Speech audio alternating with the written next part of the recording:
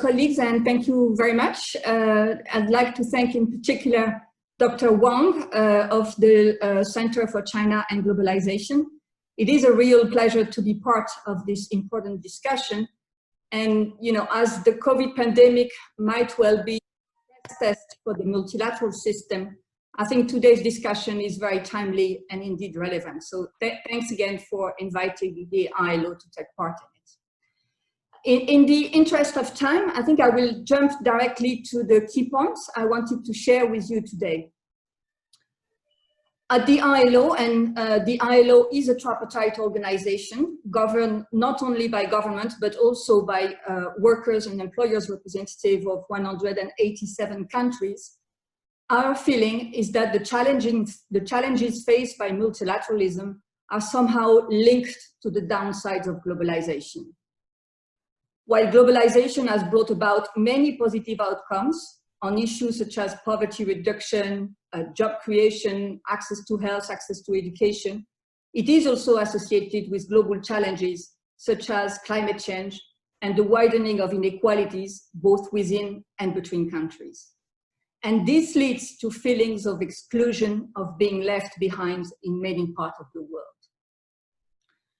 So this is why at the ILO, we work very closely with our constituents, government representative, workers' organization, employers' organization, to encourage and promote a human-centered approach to the world of work through dialogue.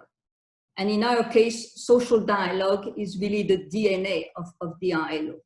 The ILO wants to bring multilateralism closer to the people, putting people first, involving people in the decisions that affect them, focus on the most vulnerable, and this is all fully in line with the spirit of the UN Charter, and of course also in line with the 2030 Development Agenda and the SDGs. So focusing on the 2030 Agenda, which is the topic of this panel, I think really this agenda brings a note of optimism to the future of multilateralism.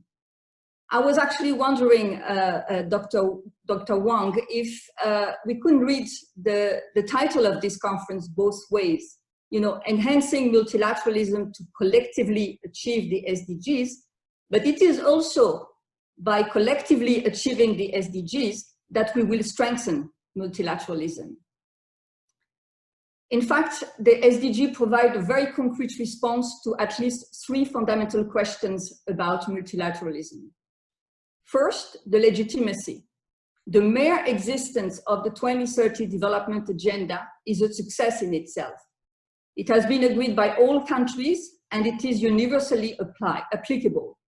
It represents a real consensus at the international level and many countries have included it in their national development plans.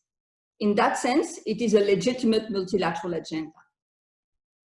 Secondly, the 2030 Agenda is action-oriented, formulated in the forms of goals to be achieved within a clear time frame.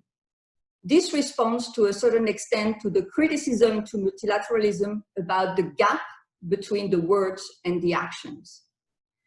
And finally, it is an inclusive agenda. It aims at involving all people, the normal people, in the action, and it has a strong focus on the most vulnerable and the ones who are left behind. And those are precisely the people who are usually most hardly hit by international crises, be they financial crisis, climate change, or indeed a pandemic.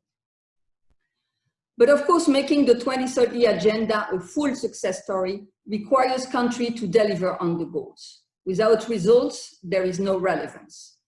Clearly, the COVID pandemic will put a lot of stress on such delivery. While the progress towards the SDG were uneven before COVID, I think it is fair to say that now all the countries will face new challenges after COVID. And many institutions indeed, at the national and international levels, predict an increase in poverty, in hunger, and a decrease in access to health and education. Regarding SDG 8, which focus on the promotion of inclusive and sustainable economic growth and decent work for all, the prospects are not very optimistic. According to the latest ILO estimates, the current crisis has already reduced working hours by more than 300 million full-time equivalent jobs, affecting overwhelmingly those working in the informal economy.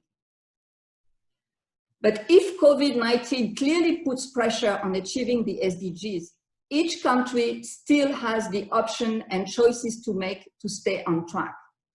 As the ILO Director General said it, we can rebuild better, more inclusive, and more sustainable. And this is where multilateralism can be useful.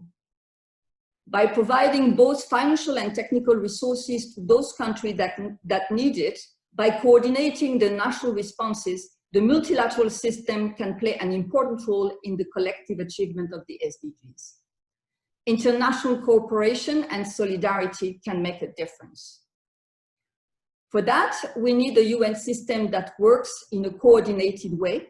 We need policy coherence between the UN system on the one hand and the other actors of the multilateral system on the others, such as the WTO, the OECD, and the International Financial Institution.